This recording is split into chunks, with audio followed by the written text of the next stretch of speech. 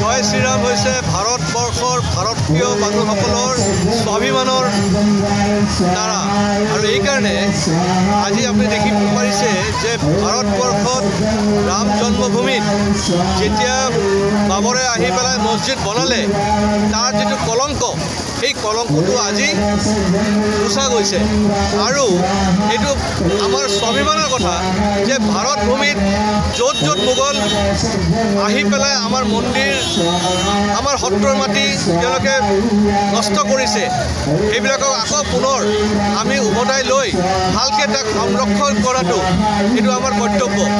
আজি ভাৰতবাসীয়ে সংকল্প লৈছে যে ভাৰতবৰ্ষ আগতেও হিন্দু ৰাষ্ট্ৰ আছিল, এতিয়াও হিন্দু ৰাষ্ট্ৰ আছে, আগন্তুক দিনতো হিন্দু ৰাষ্ট্ৰ থাকিব।